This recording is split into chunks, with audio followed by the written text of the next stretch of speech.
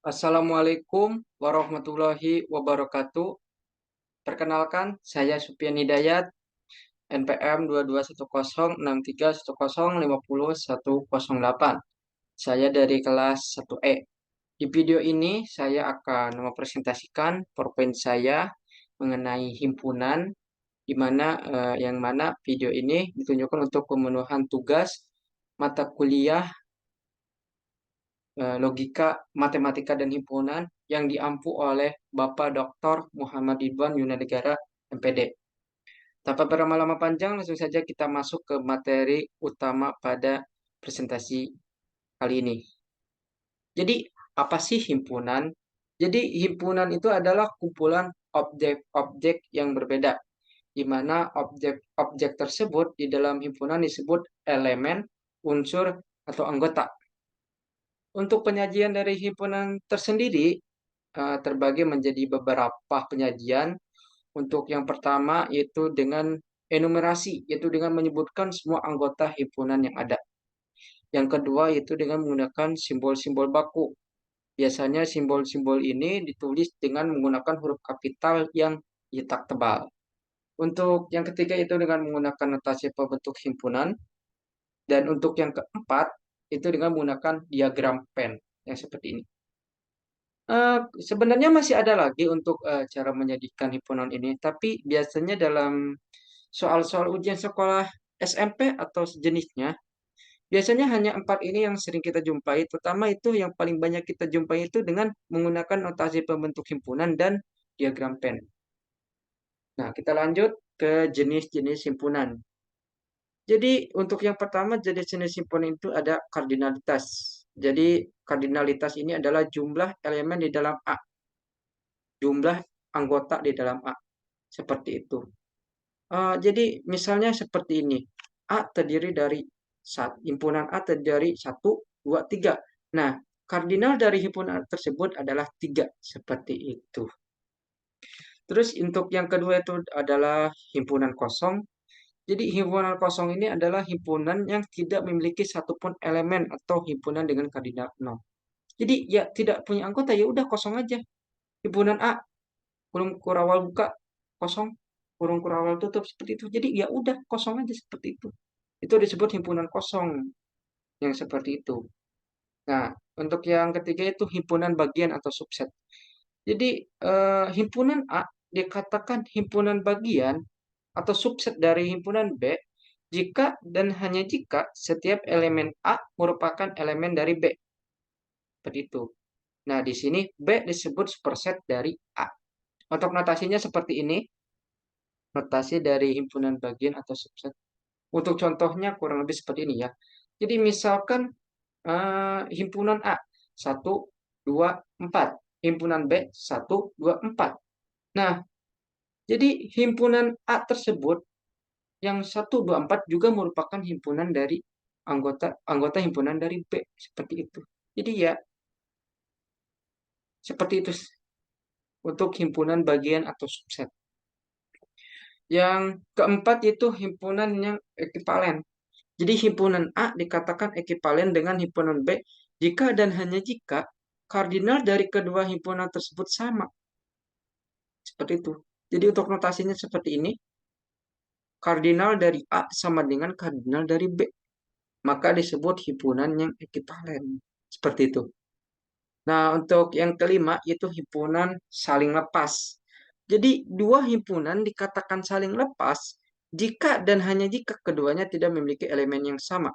Untuk notasinya seperti ini. Dan untuk contoh diagram P-nya seperti ini. Jadi tidak ada anggota dari A yang merupakan anggota dari B. Seperti itu. Itu disebut himpunan saling lepas. Jadi anggota himpunan A tidak ada yang sama dengan himpunan B. Kedua anggota dari kedua himpunan tersebut berbeda. Seperti itu.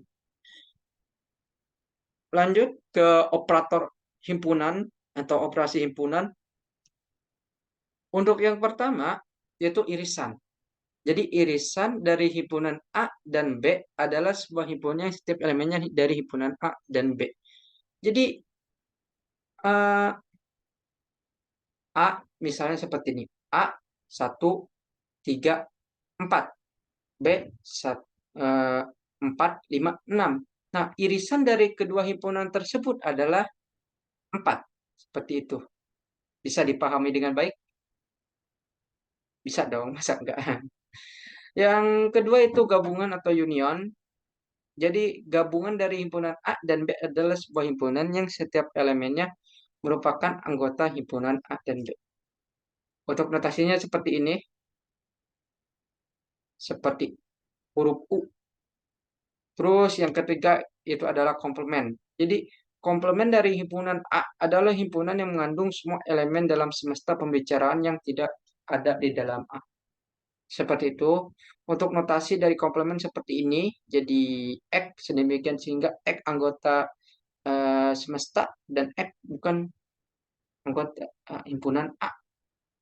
Jadi misalkan seperti ini, himpunan semestanya 4, 5, 6. Himpunan A 1, 2, 3.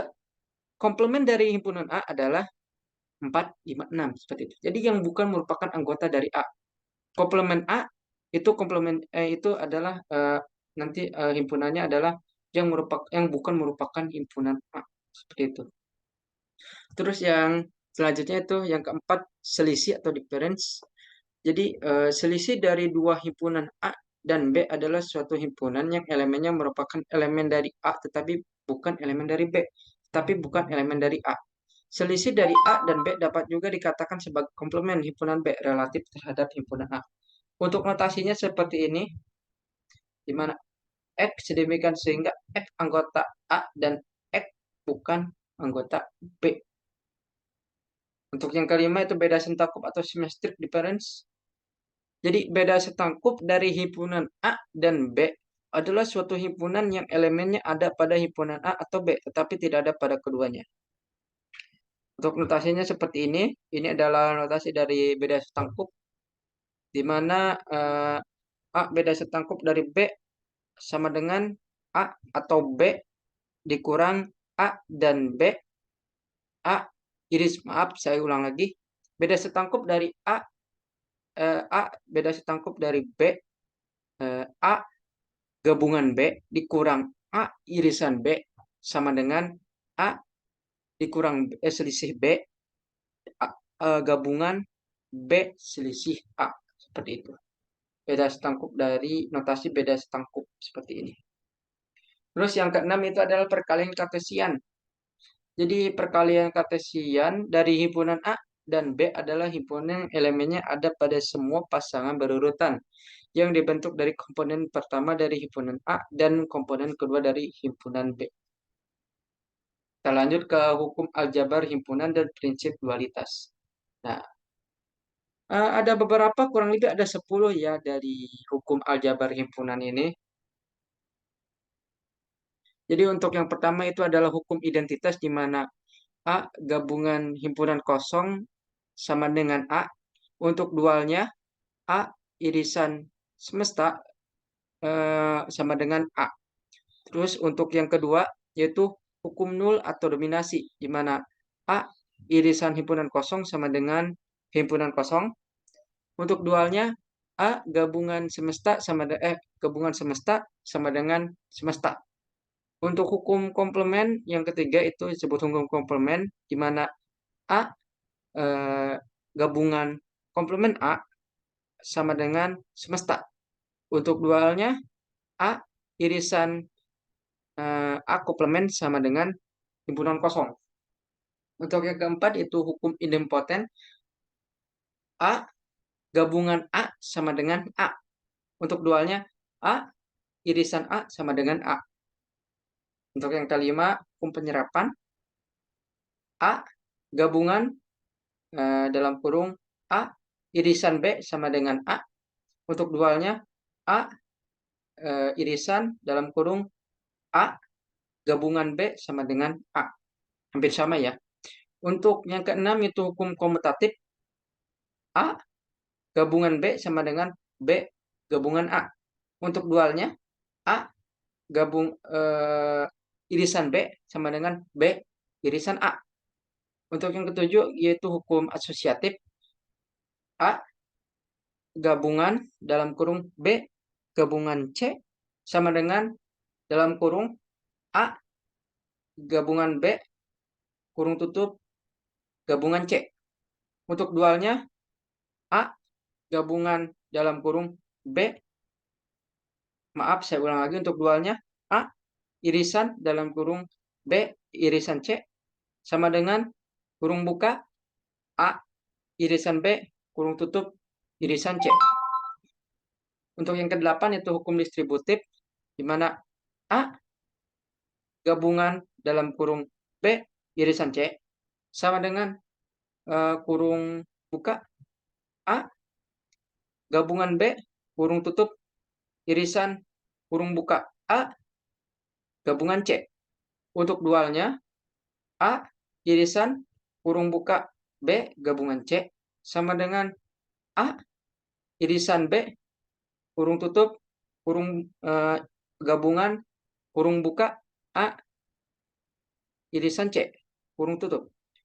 Untuk yang ke-9 itu hukum De Morgan di mana A komplement atau B komplement sama dengan A komplement, maaf saya ulangi hukum De Morgan, A komplement atau B komplement sama dengan A komplement dan B komplement.